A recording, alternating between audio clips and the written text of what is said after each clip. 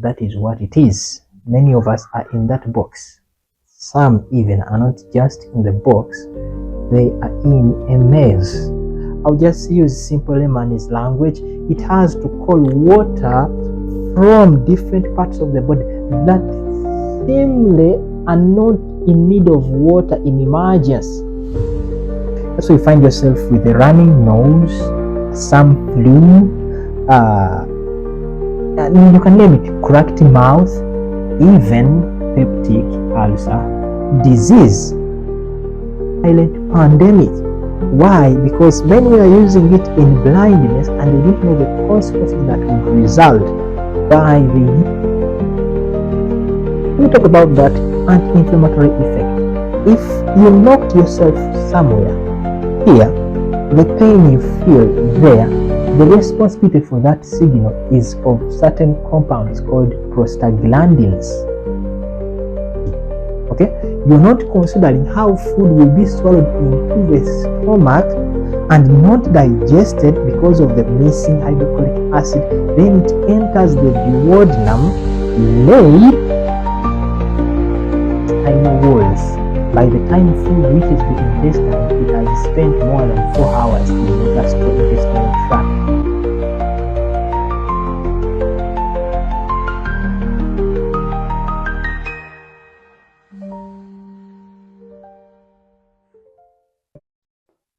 I have entitled this Stepping Out of the Ulcers Box because actually that is what it is. Many of us are in that box. Some even are not just in the box, they are in a maze. So probably by the end of this video, you'll be able to step out of the ulcers box or the ulcers maze according to how you have been caught within it. So today our topic is peptic ulcer disease. That's our topic. Let me begin by defining for you why this is called so and why it matters. And I would begin with the word in the middle, an ulcer. Simply spoken, the shedding off of the top layer from the body. Okay. If it is on the skin, it's a skin ulcer. If it is maybe in the gut, then it takes the position of that point where you find it. Even outside, even if it is on the head, it's a, maybe in the face, it's a facial ulcer. Maybe in the chest, you can call it a chest ulcer. Some people call it an abrasion. But anyway, it's just the peeling off of the top layer of the covering surface. So it becomes a peptic ulcer now because it is in the gut, specifically the regions which are connected with pepsin. Okay, peptic pepsin. That's how it gets its name. So ulcers today, they if it's in the mouth, it's a mouth ulcer. Maybe esophagus, it's an esophageal ulcer. So you can name it what you want. As that point where it is located. So we divide the peptic ulcers into two categories. We have duodenal ulcers and gastric ulcers. Okay, so the duodenal ulcers, they occur in the duodenum, then the gastric ulcers, they occur in the stomach. So majorly, research and statistics show us that the duodenal ulcers exist more than the gastric ulcers. So according to the statistics in Uganda, nearly 10%, actually 12 to 26% of the people in Uganda have got or have ever had an episode of ulcers. The World Health Organization shows that 4.6 people in those who in Uganda, 4.6 out of 10 out of 100, if I'm not mistaken, they have suffered an ulcer in Uganda here, and the death rate, actually, this is the statistics. The death rate is nearly 5 people in 100,000 people in Uganda die from ulcers. So for every 100,000 people, 5 will die from ulcers. Now, according to the US, more than 1 million people are admitted in the hospital yearly because of ulcers. And it is one of the major reasons why people go to hospital. Ulcers in the United States of America. So we're talking about something that is serious. It's not just a trivial matter. It is a very serious thing. So that being said, what causes ulcers? What are the symptoms of ulcers? Let's start with the symptoms. So here we will talk about abdominal pain, especially in the epigastric region. This is the region of the epigastrium. So around here, you receive pain in this region. Abdominal pain here. When you have pain around here, at the times we shall discuss, you are likely having ulcers. For duodenal ulcers, this pain comes 3 to 4 hours after eating food, because at that moment of time, the stomach is emptying its acidic content into the duodenum. For gastric ulcers, it somehow happens towards eating time, or if you delay to eat, and when you eat, they are relieved. Okay, so that's the difference between duodenal and gastric ulcers. So some of the symptoms I've said: abdominal pain, relieved on eating, that is gastric; pain after 3 or 4 hours of eating, that is duodenal ulcers. So another, vomiting, especially blood, that is another symptom. Then we have blood in stool, or bloody stool, called melena. That is, if it is black, then it is gastric. If it is somehow flesh, that means it's beyond the stomach. Okay, so there are very many other signs. Sometimes we have anemia, because of the blood that is being lost from the wound. We may have such signs and symptoms of anemia because of the loss of blood, and many other signs. Sometimes for duodenal ulcers, they make people rise up deep in the night, 3 to 4 hours into the night. Let me say around midnight there, because if they ate food around 8, by midnight they have started to release the food into the duodenum. That's why they feel that pain in the midnight. Okay, so the ulcers have a lot of complications if they're untreated.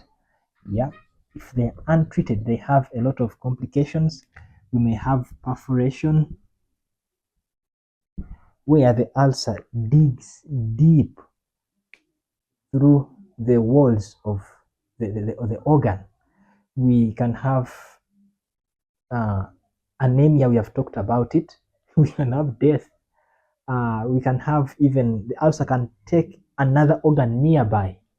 The name is forgotten, but because of its severeness, it can even attack another organ nearby.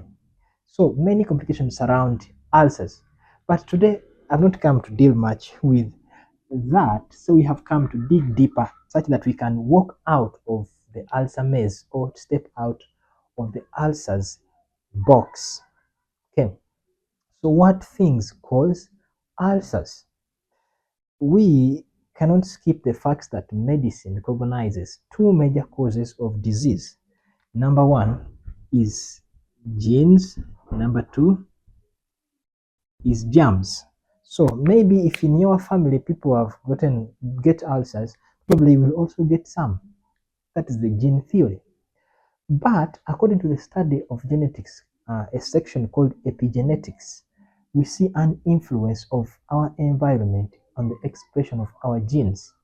And this is not exclusive.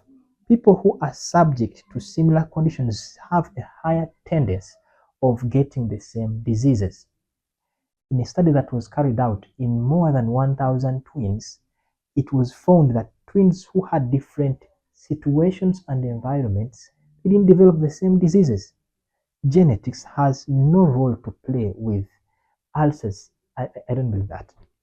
So germs, and when it comes to germs, science has singled out a single germ or bacteria responsible for ulcers as Helicobacter pylori. Helicobacter pylori as the single germ responsible for the ulcers. So, how was H. pylori discovered as the cause of ulcers? In the 1980s, scientists Marshall from Australia, Marshall and Warren, in their quest to prove that bacteria cause diseases, that there is a bacteria responsible for the causation of ulcers, uh, one of them, I think it was Warren, I think it was Marshall, decided to use his body as an experiment, and he drank a culture of H. pylori. So this culture of H. pylori that he drank had spent 3 days, and when he spent 3 days, he checked again and he was suffering from ulcers. Okay, so Warren, we can't tell the stress that he was going through in that situation. We can't tell if he took enough amounts of water in that situation. But anyway, he ended up proving that H. pylori caused the ulcers, and we shall get back to that anyway. So many of the ulcers we see today, they said that they are caused by the H. pylori bacteria. I won't say anything about that, but let's continue. So another cause of ulcers that is singled out is smoking. Now, smoking interferes with very many processes. One is the formation of the thick mucous layer that aligns the stomach walls. It interferes with it. Smoking causes dehydration in the body. Smoking reduces blood flow to the stomach walls. Smoking exposes the walls of the stomach that they may be attacked by the acid. Because we see when the body produces HCl acid, this acid uh, is responsible for the breakdown of food. But if there is nothing to do and the walls of the stomach are exposed, then it attacks the walls. Okay, we are going to get back to that in a nick of time. Still, alcohol is another cause of ulcers. Then we can talk about Zollinger syndrome, which is the cancer of the gastric cells that secrete uh, hydrochloric acid. This one means that the hydrochloric acid is secreted in large amounts. Now, let me first state a disclaimer. A few people have ever had excess hydrochloric acid. It might be that even you're not producing enough for yourself. Dogs produce 10 times the acid that humans produce, yet they never suffered from ulcers. Let it rhyme in your mind. Dogs produce acid 10 times than that of humans, yet they don't suffer from ulcers. So, what causes ulcers? Some of the things that we use, for example, caffeine, they contribute to the destruction of the stomach walls, exposing the body to the fierce attack of hydrochloric acid. What causes ulcers? Ministry of Healing, page 127, paragraph 1, tells us in case of disease, the cause should be ascertained. The cause should be ascertained, and we are ascertaining some of the causes of ulcers. But there's one that I have missed here, is dehydration. Let me say it again. Dehydration, not taking sufficient amounts of water. Some take water, but they gallon the water, taking it all at once at the same period of time. That sometimes renders it not useful because once the stomach is empty, the walls are exposed again. So that means you should consider taking water in bits by bits. Okay, sipping on water and avoiding to eat as you drink or to drink as you eat. That being said, these are some of the causes of ulcers, and we cannot fail to also air out stressful conditions.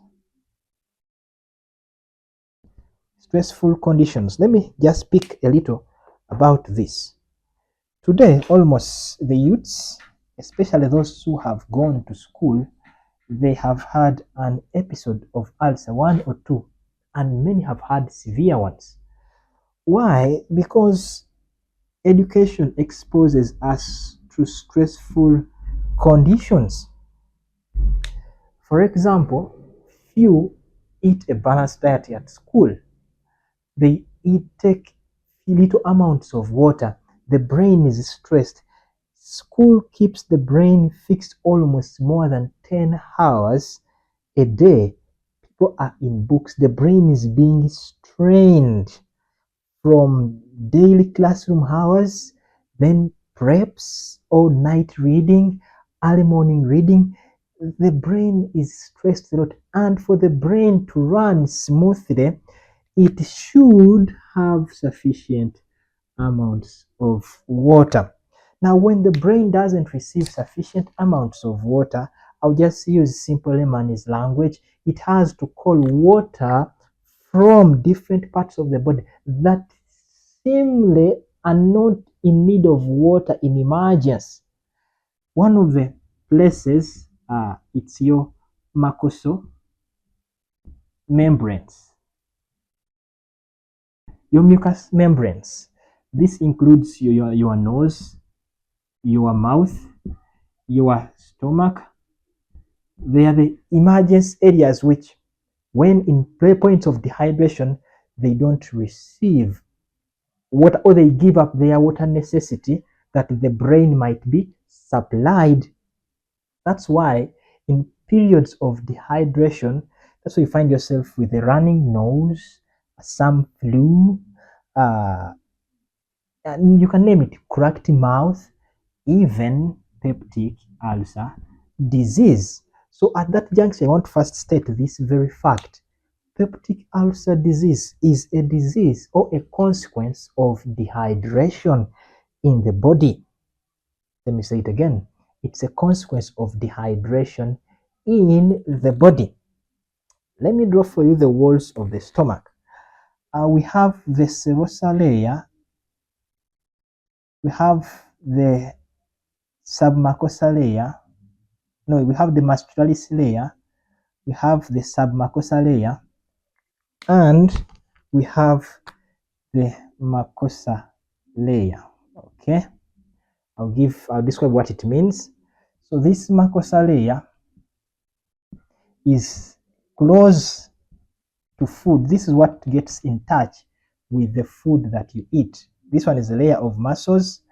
Submucosa is for nerves and glands. Then the mucosa is for muscles, and the serosa is the lining next to the peritoneum of the abdomen. So this layer that gets in touch with the food is the mucosa layer, and it is meant to be thick.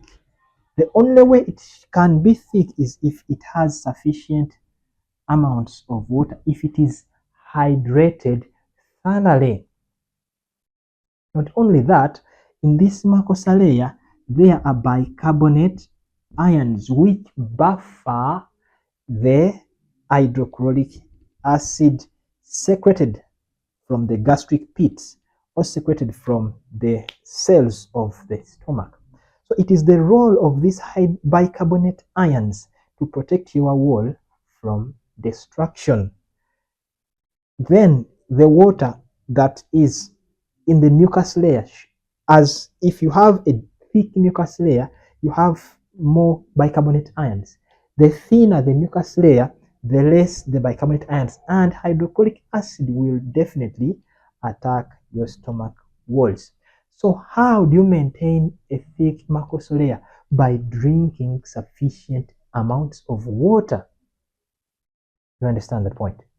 Drinking sufficient amounts of water. Ulcers, almost, I would wish to say exclusively, but it's not exclusively. Anyway, are consequences of dehydration, as you're going to see. So one thing I forgot about the causes of ulcers, and actually this one is a major one, it is the NSAID drugs, the non-steroidal anti-inflammatory drugs that have become a pandemic today. In 1999, the New English Journal, if I am not mistaken, posted, and they were calling the misuse of NSAIDs a silent pandemic. Why? Because men were using it in blindness and they didn't know the consequences that would result by the use of these non-steroidal anti-inflammatory drugs. Name drugs like aspirin, ibuprofen, diclofenac, and all that fall in that class. Why did I pick interest in this topic of ulcers? In the year 2019, I met a good friend of mine. She was so happy, but one of the situations that caused havoc in her life was ulcers. Now, back then, I was still a student. The only thing I would say is, I'm sorry, friend. God will take care of you. And I purposed to find a reason for that and help in that moment.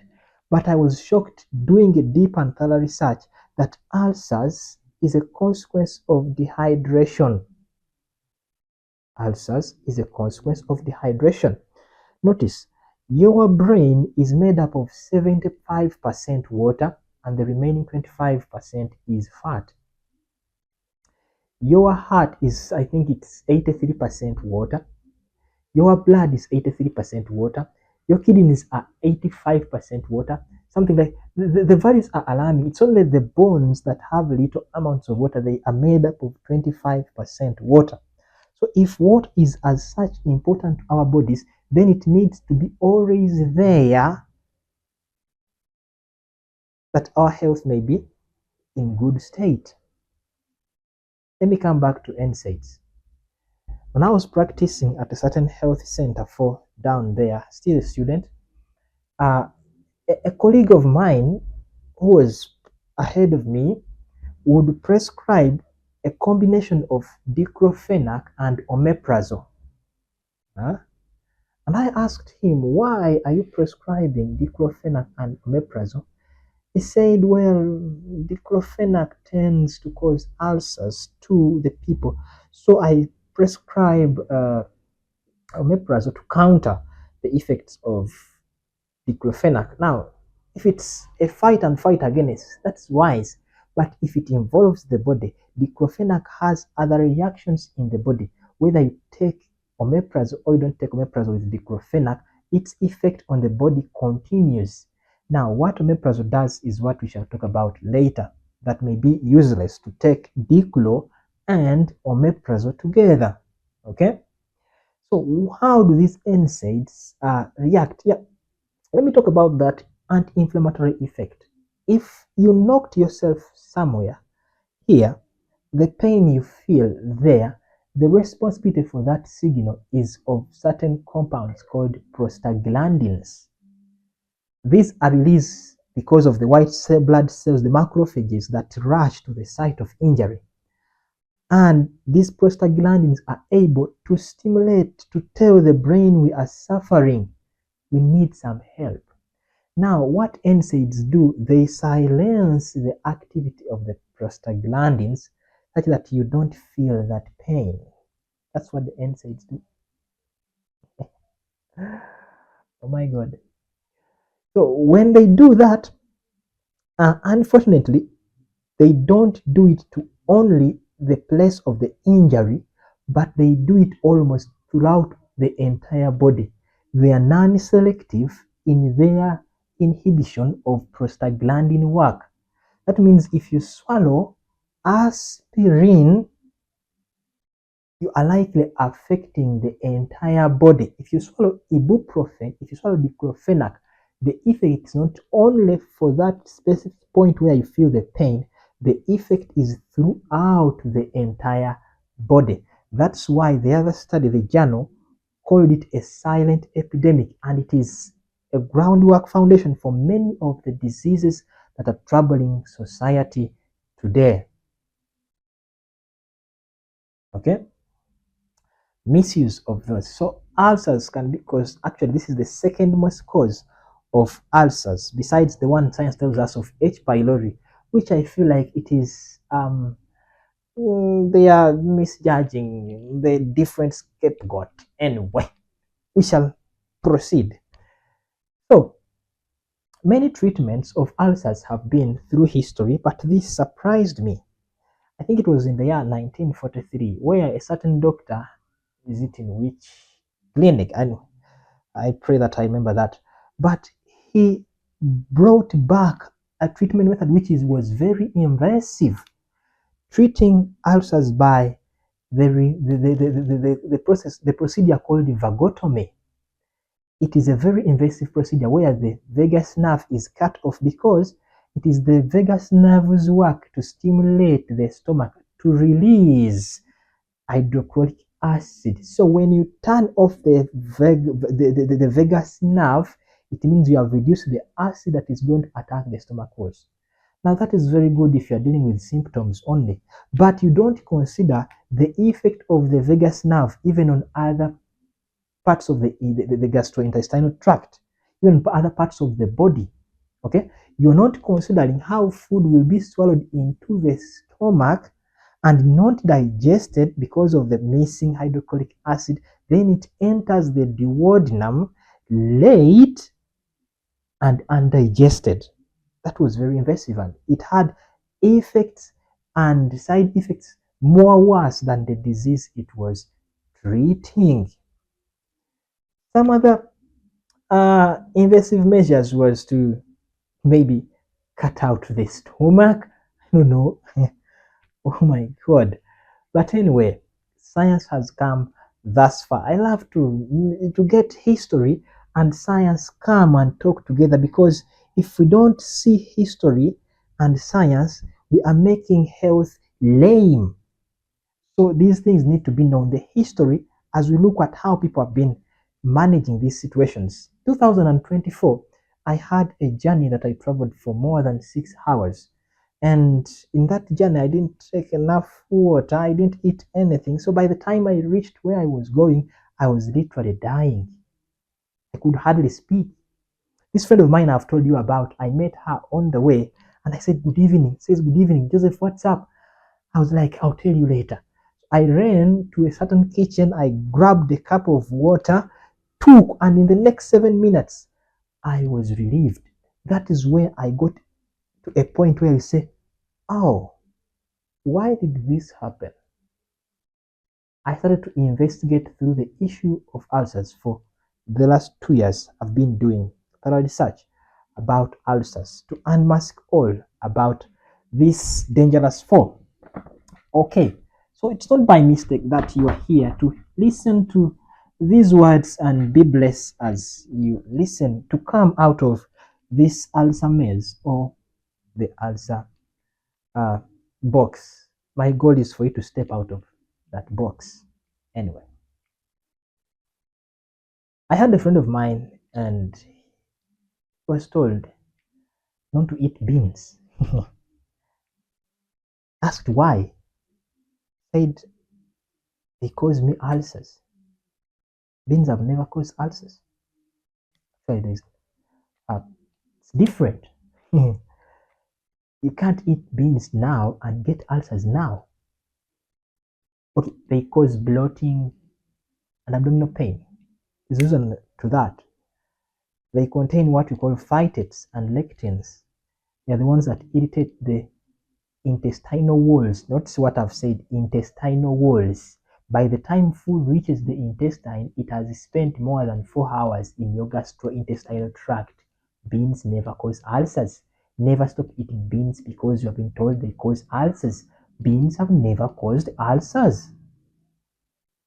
Of course, they cause bloating. What do? You soak them, wash them, you enjoy them. Okay, where were we? 1980, I think it was 1980, Iranian doctor Reynald Batman, the Heritage, was arrested with a group of many of people, and they were kept in a prison where there were very many more than 5,000. So in this prison, because of the resources being little or few, there were not enough. People were suffering. One day, as he was walking, he saw a certain man who was in agony of pain. Moved with pity and sorrow, he told this man, I have nothing I could help you with except this cup of water. Batman gave this man a glass of water, and the man, after taking this glass, was extremely happy. He said, thank you so much. You have blessed me so much. Now, that didn't do anything to this man's mind. Now, I'm talking about an MD. A few days later, he met another man in a corridor crying, calling for death, abdominal pain. He said, let me try the magic again. He gave him a glass of water. After some few 10 minutes, he gave him another glass of water. This man was very happy after those few seconds. Now, it didn't take hours, it didn't take days, it took only a few minutes, and the abdominal pain is relieved, is taken away.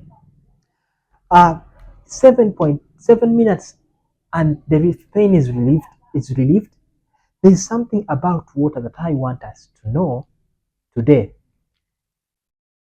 Your body cries more for water, but it cries in different ways that you mistaken and label as disease.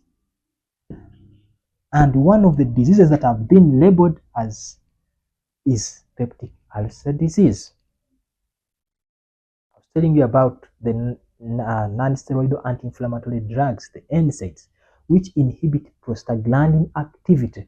One of the roles of the prostaglandins is to stimulate mucosal layer formation, to strengthen the mucus layer in the stomach, to ensure that bicarbonate ions are present in the stomach walls. If the prostaglandins are inhibited, then we are calling destruction and corrosion on the walls of the stomach. Mind you, I told you a few people produce acid more than what they can manage. Dogs produce 10 times more than what humans produce. So what is the problem? The problem is not excess acid. The problem is not a need for another painkiller. The problem is not a need for maybe omeprazole. The problem is simply dehydration. Number one, the problem is misuse of drugs like NSAIDs, like ibuprofen and other things that we use daily. You do well to learn how to take water. Anyway, let us proceed. So, how do people manage ulcers anyway? So, there are very many tests that can be done. I want to march into that. Let me talk about what treatments people try to employ for ulcers. Number one, since ulcers are caused by, so to speak, excess acid, there came an invention of antacids.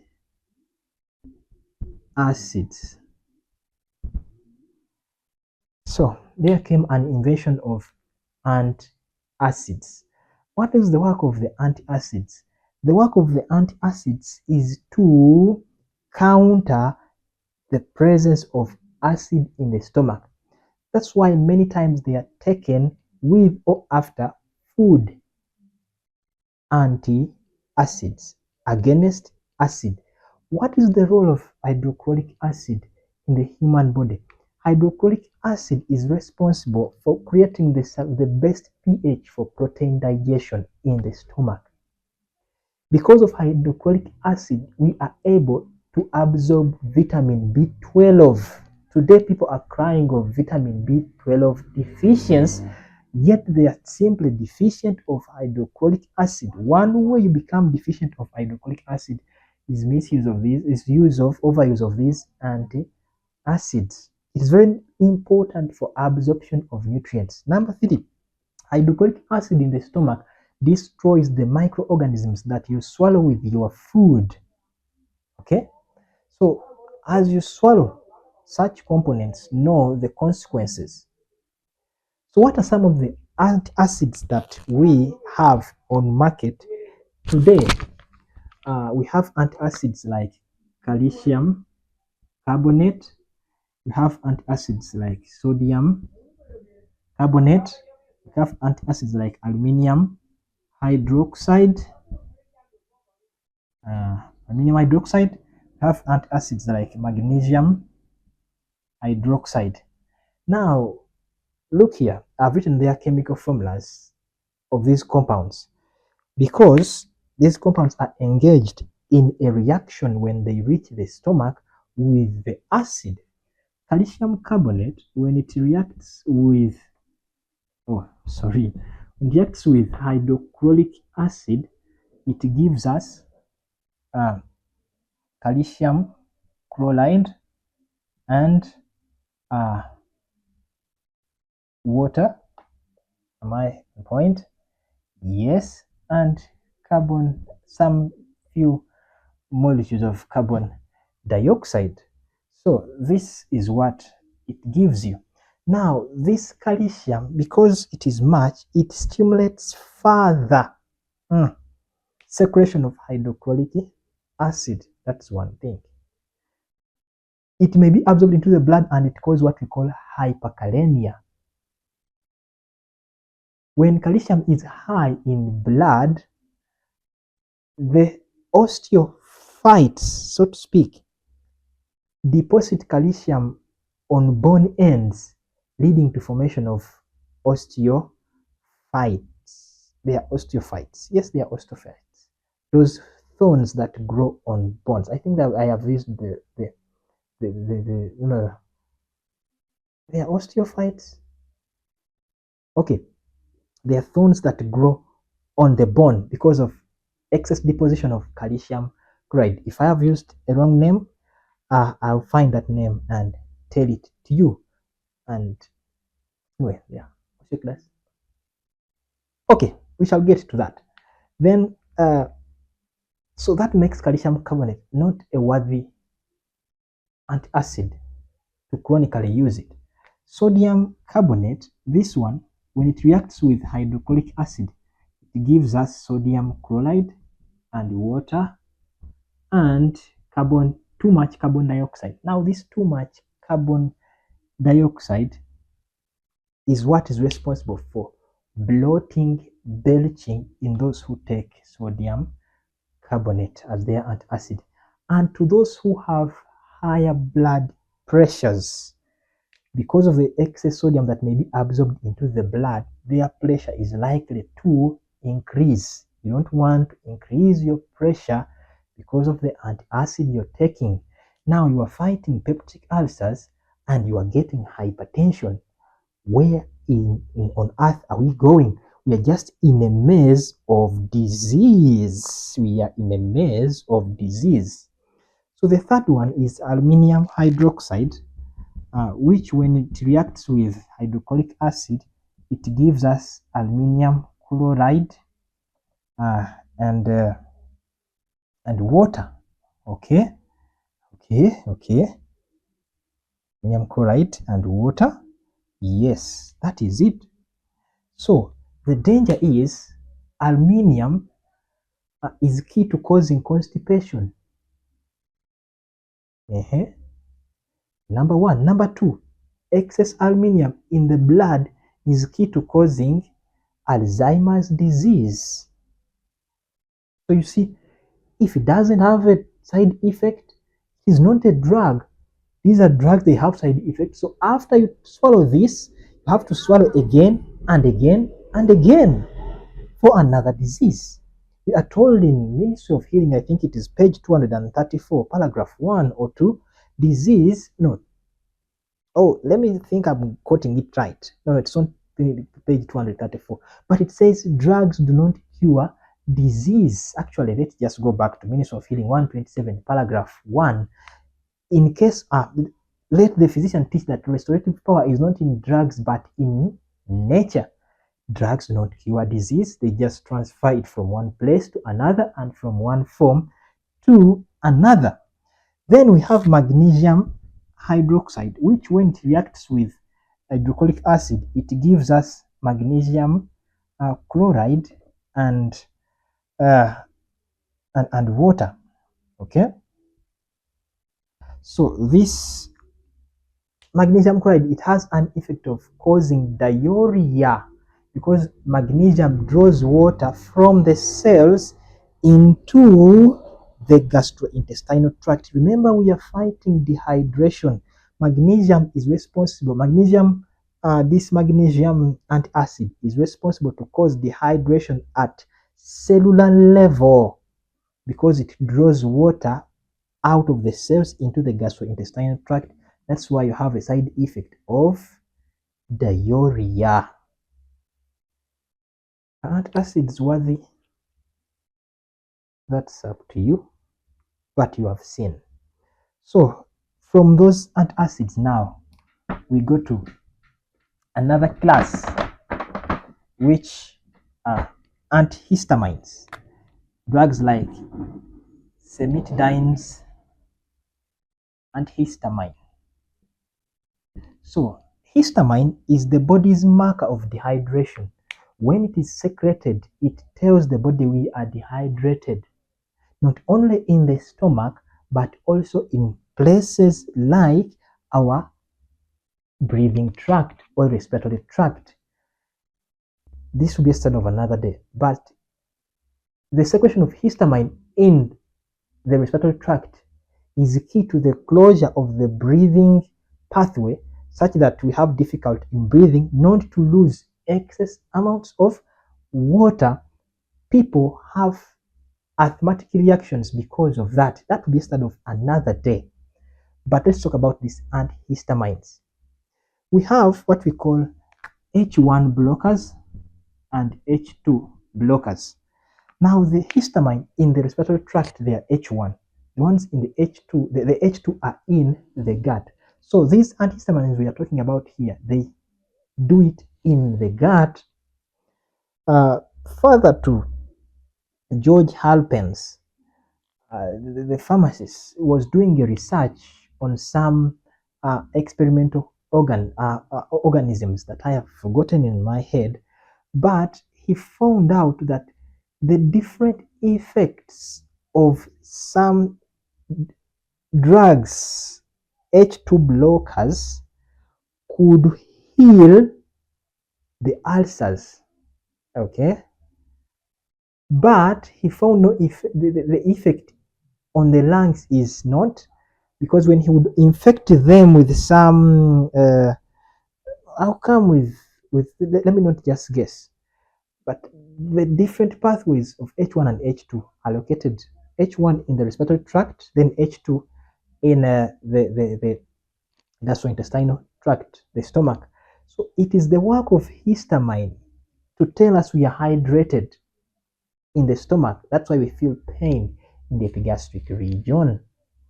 If you block this histamine, you are blocking the signs of dehydration, the signposts to tell you you are dehydrated. And these histamines have also their own side effects. Number 4,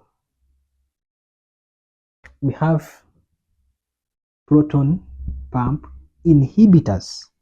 This is where you find drugs like omeprazole, rabeprazole, pantoprazole, esomeprazole, all those zoles. They seem to be wonder drugs. Okay, they inhibit the proton pump, which is important to the formation of hydrochloric acid in the stomach. That sounds good, but I told you the importances of hydrochloric acid, and you should not swallow these PPIs for long. Okay? Look here, gastritis peptic ulcer disease, gastroesophageal reflux disease. When you have all those, you're given PPIs. That means same treatment for different names of different diseases. But what is the cause of that? Anyway, let us first proceed. So, another treatment regimen use, they are antibiotics,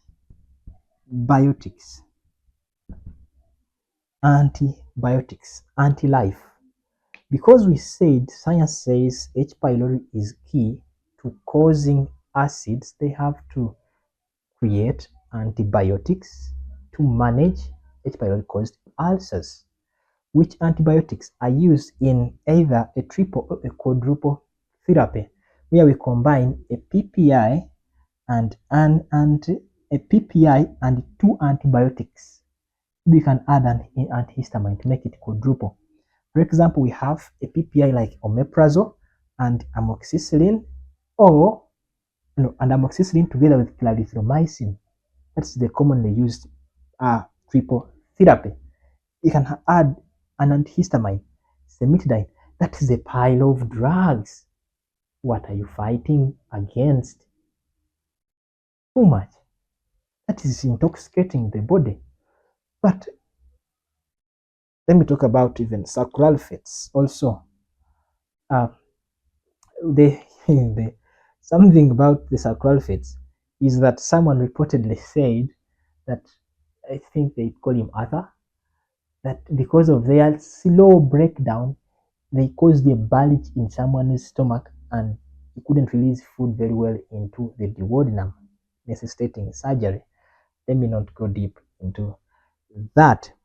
So, we are here then with all the consequences of these things as we have seen them.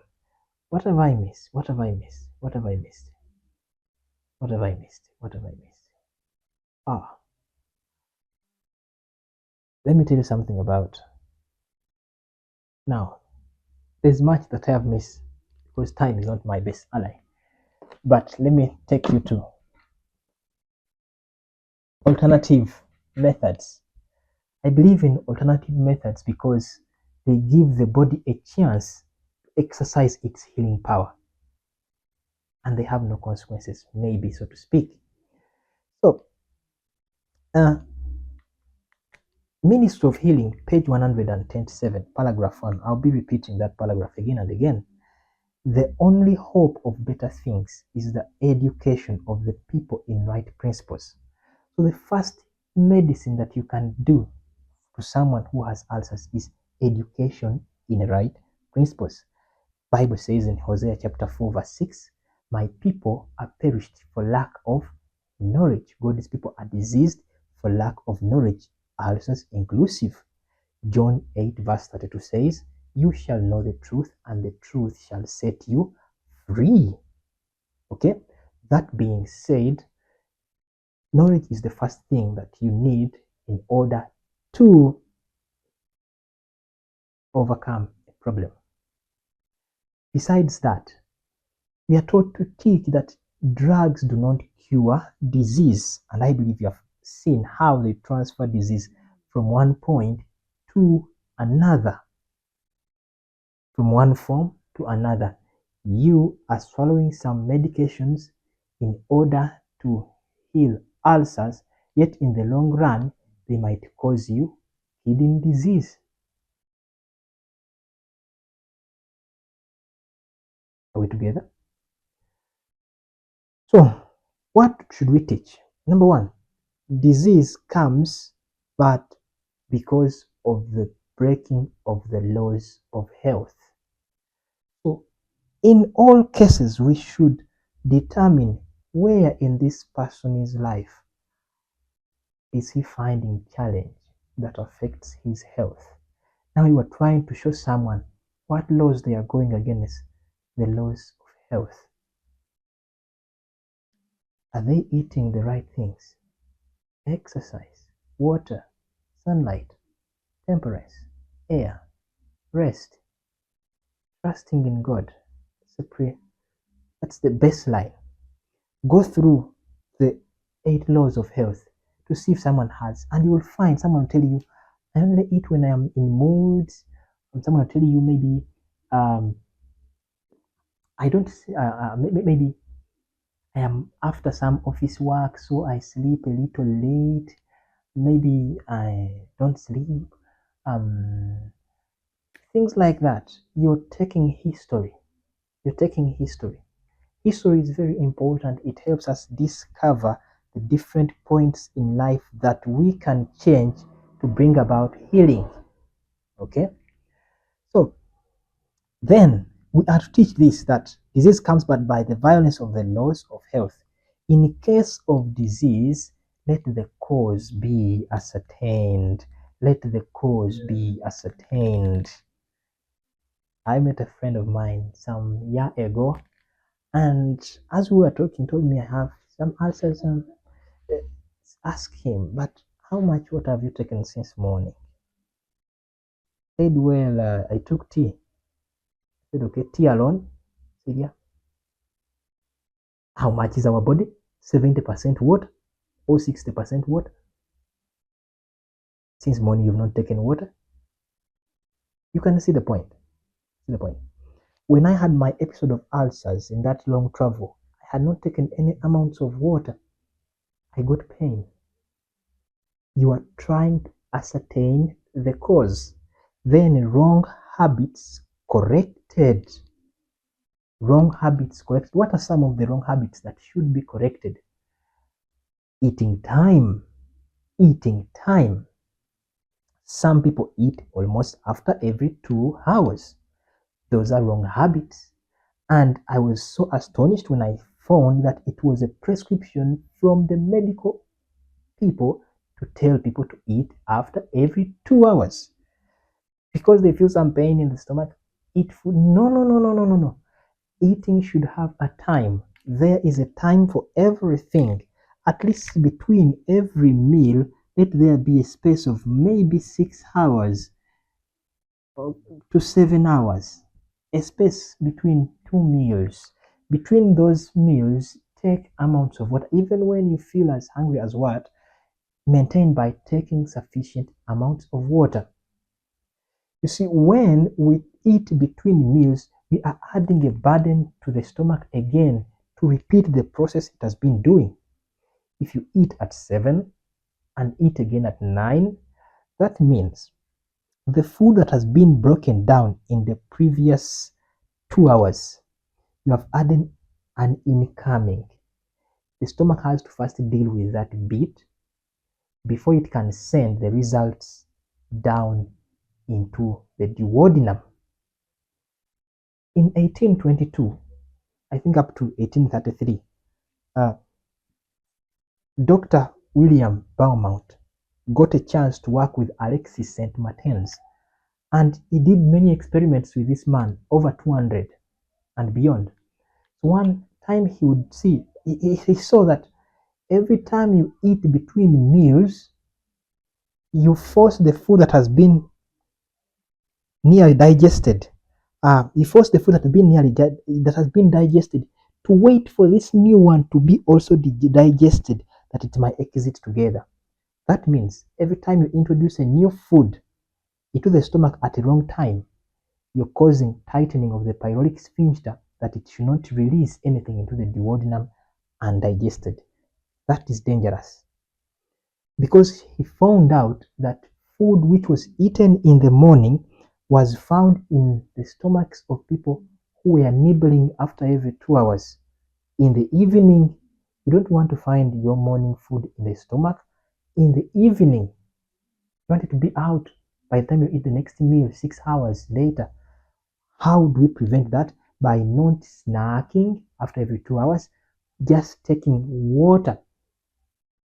That correlates with Dr. Frenon Batman's statement that one of the things that Americans do not know, they don't know when they are hungry and they don't know when they are thirsty. When they are thirsty, they end up eating food 2 hours apart. Disease, disaster, and destruction. Wrong habits should be changed. Habits like not sleeping. Now, none of us can be there without stressful conditions. Stressful conditions. These conditions are what elicit a stress to your body. These conditions that we face daily, they are the stressful conditions. Now, the real stress is your response to that which causes stress to you. And people respond to stress by not taking sufficient amounts of water, by not eating food, by eating out of season, by not sleeping. So you see how you respond to the different kinds of stress. And the man was called Hans Selye. Leon Chaito quotes him in his book, and also a book called Why Zebras Do Not Get Ulcers. Quotes this man Hans Selye about stress. When you subject a body to stress,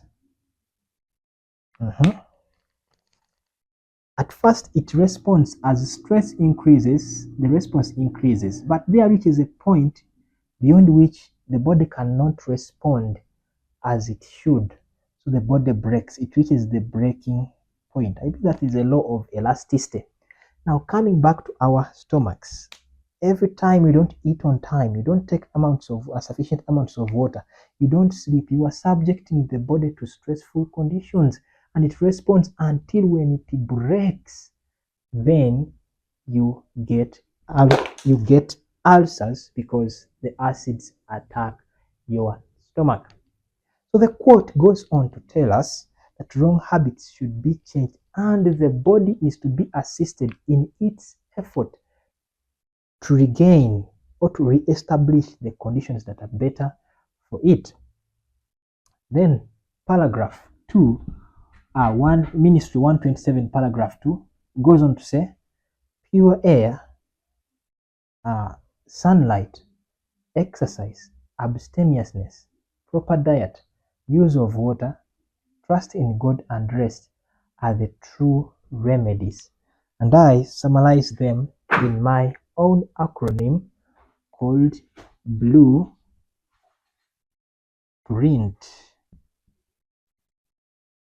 We are blue at the B is breathing fresh air. The L is living temperately. The U is use of water. E is exercise. P is plant-based nutrition. Then R is rest. I is in the sunshine. Then N is nurturing relationships. And T is trusting in the Lord. So all those can help you as you are managing your ulcers. We shall have a detailed time for it to break down everything. So what are some of the things that I can use just in case I have ulcers? Now, I'm not good at prescribing regimens, but I'll mention for you some of the ones I have found. Number one, you can use aloe vera, especially the middle gel-like part in it. It is good for coating and soothing the stomach. It makes the stomach walls strong. The acid will not attack the walls. I can tell you about aloe vera. If you use it in excess, it is a laxative to make you to overvisit the toilet. So you be careful about that. So another herb, what we use, we can use broccoli sprouts.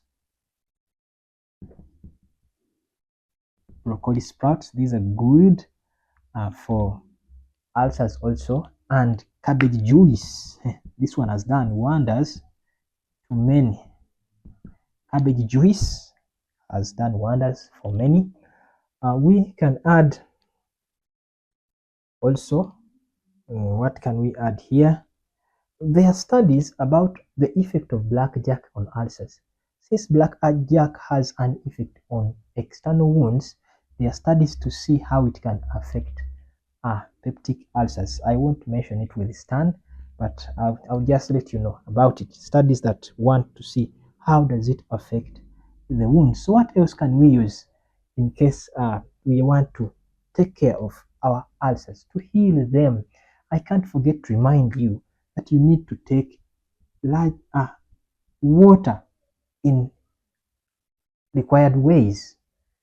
Don't forget to take water.